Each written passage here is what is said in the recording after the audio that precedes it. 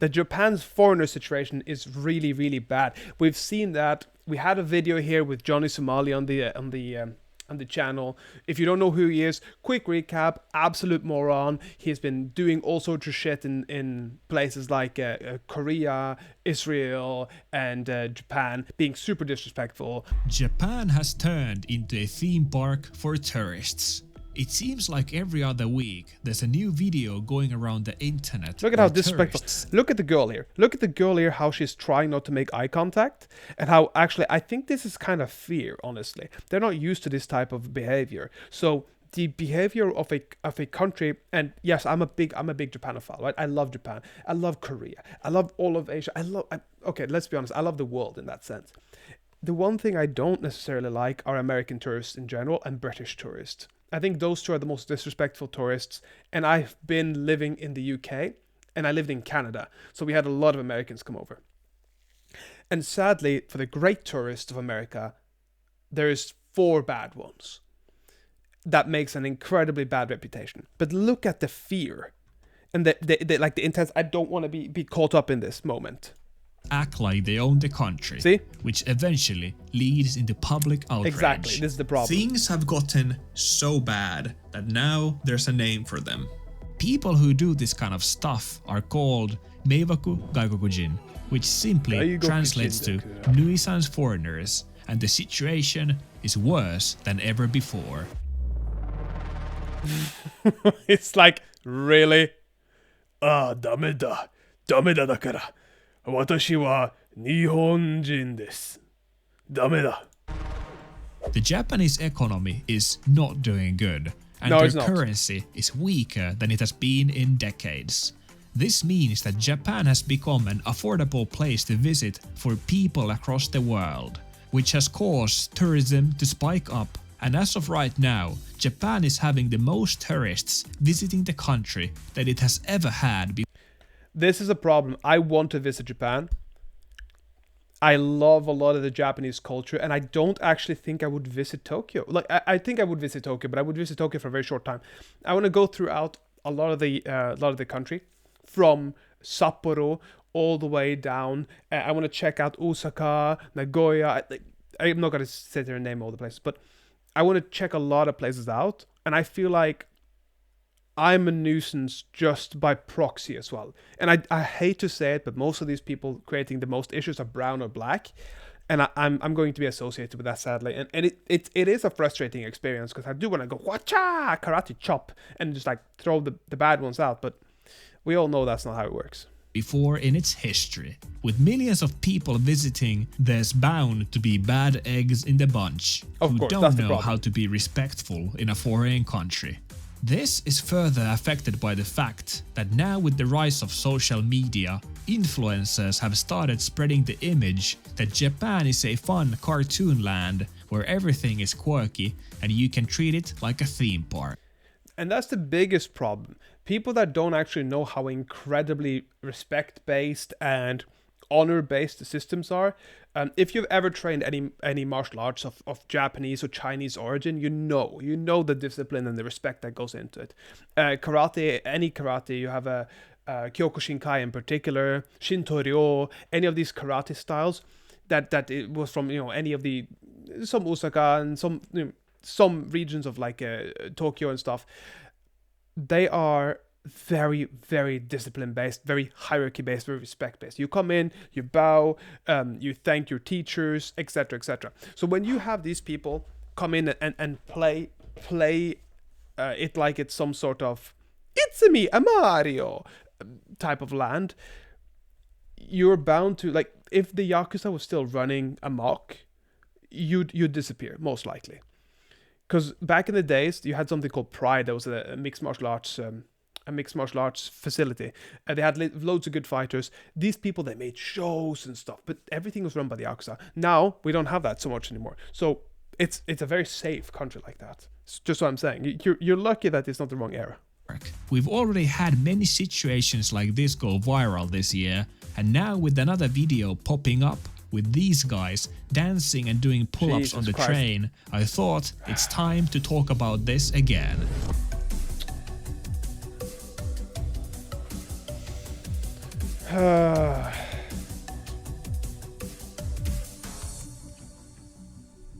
Now, I'm not saying I haven't thought about doing pull-ups in the train, but the reason I haven't done it is simply because it's not something you should be doing in Japan. They're treating it like it's the New York underground, you know, where people are like dancing and being all fucking crazy on drugs and stuff. And this is the reason why you're not welcome anywhere. This is the reason. Americans, keep these dudes in check. This is the reason why nobody wants you around. Sadly, that's the truth. And I'm not sitting here saying, oh, I don't like Americans. I've got plenty of great American friends. Loads of fighters that are friends. Loads of actors that are friends from America. Great people. But they still have this issue because of people like this. So you guys, keep those guys in check. Smack him a little bit. They need it. They need some discipline from Papa. Japan, since most people in here have to spend hours in the train packed like sardines on their way to work, there's a consensus that trains are a place where you don't mess around. Sure, there are many Japanese people who don't follow the rules and cause chaos in the train, but the difference is that it's their country. Of course, they shouldn't be doing it either.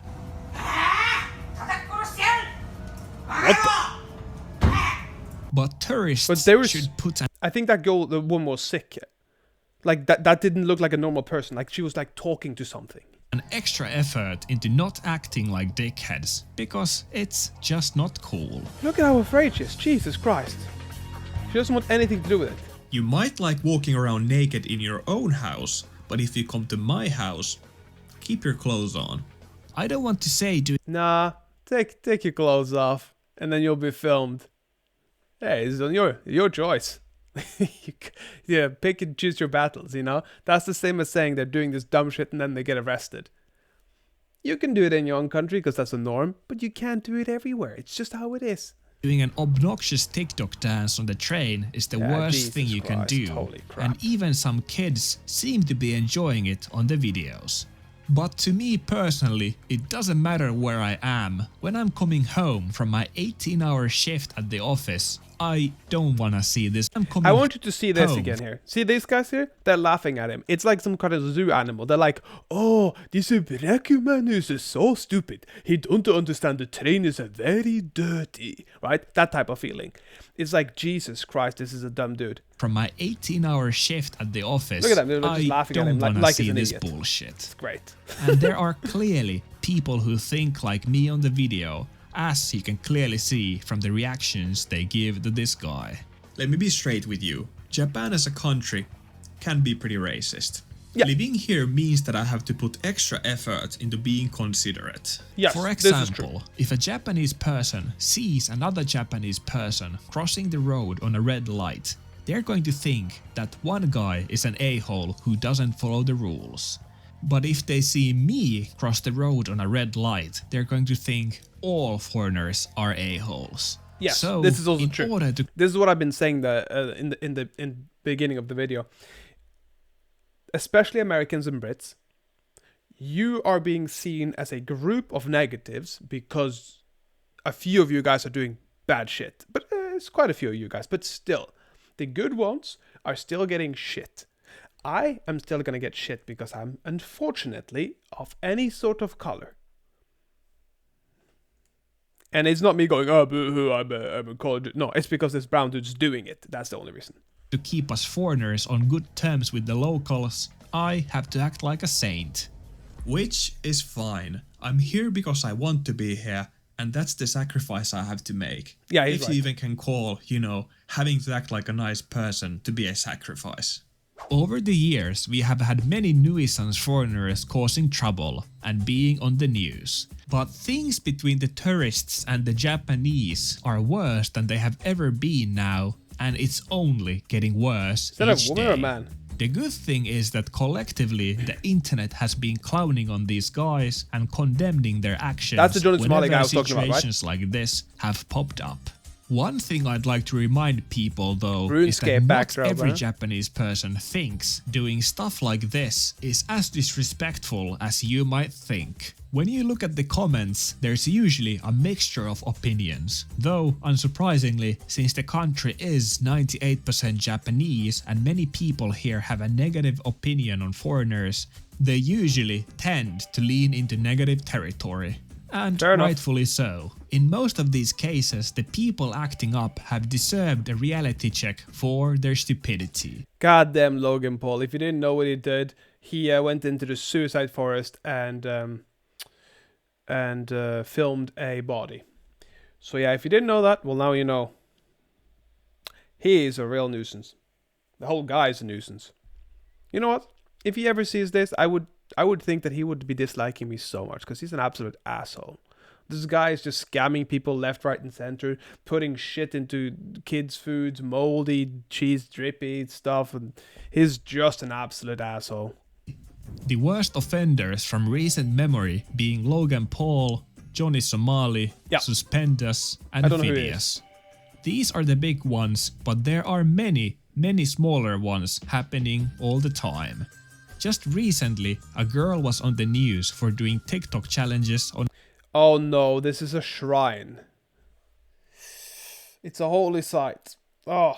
A local shrine, which was probably the wrong place to be doing that. There has also been huge talk about tourists taking photos of Mount Fuji in the wrong places, blocking the traffic and overall causing nuisance to the local people. Not to forget, tourists in Kyoto taking photos of the Maiko in extremely disrespectful manner. That's another problem, because you can't really be disrespectful to the traditional customs there. Well, you can, but I mean, you shouldn't. I would love to see them, and I don't even think I'd need a picture, but I would ask if I could. And you can ask with a question mark, shashin? Shashin? You know, because it means picture, right? Shashin. Or you could learn how to say how. Let's actually learn that. Let's learn together, guys. You can ask, anata no sashin o totemo idesu ka? Anata no okay, let's hear it. あなたの写真を撮ってもいいですか? Oh, pretty close. Anata no sashin o totemo idesu ka? So if you could do that, ask them, you know,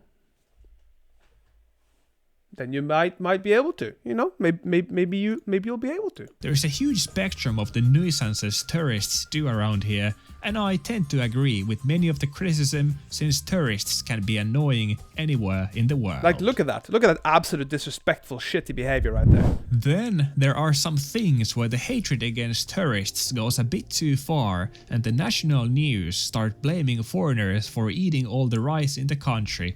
Okay, kamu guys, kamu. If the whole country is 1% foreign, they're not gonna be eating all your rice. That's just like blaming everything, every problem is your issue and doing. No, the foreigners did this. The foreigners made our 1888 selection of the Edo Olympics happen.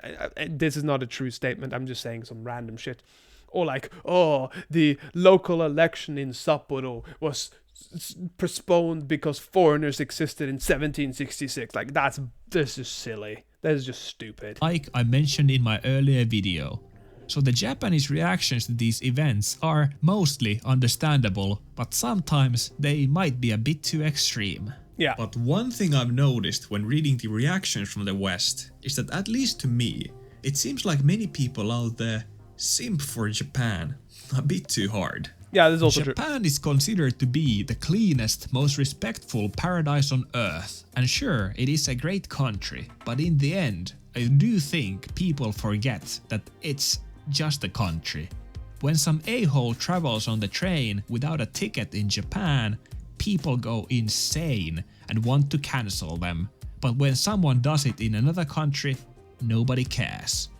Yeah, I completely agree with this point. I've actually had some discussions with friends of mine. We were talking about Korea and Japan and how people are having like rose-tinted glass views on it because, oh, it's the land of this, the land of that, and land of this. Listen, every country's going to have its goods and negatives. That's the truth. You want to go to Africa and see the birth of civilization? Incredibly cool. You want to go to Canada and see where the French settled? Amazing. You want to go to Austin, Texas to do the biggest jiu-jitsu tournaments, or, to compete with or train with them.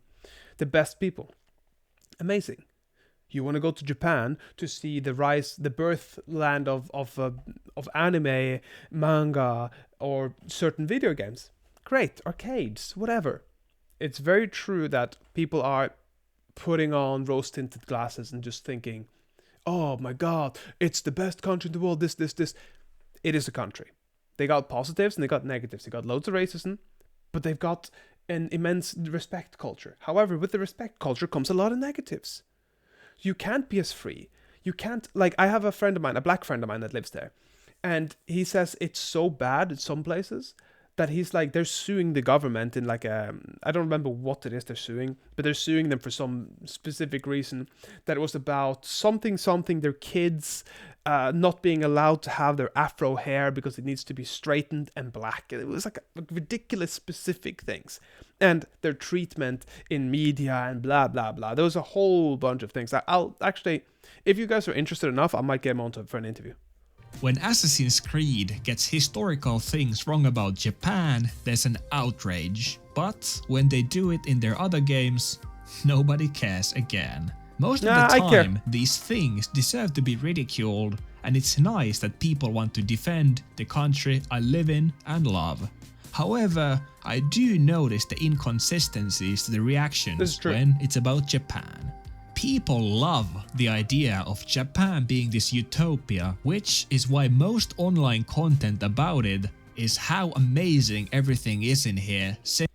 I actually quite like, is it Takashi in Japan? He gives a very nuanced look to Japan and what people like and dislike. He's got a very, very good channel. Maybe I'll do some commentary on that one too. It's very interesting. Simply because it sells.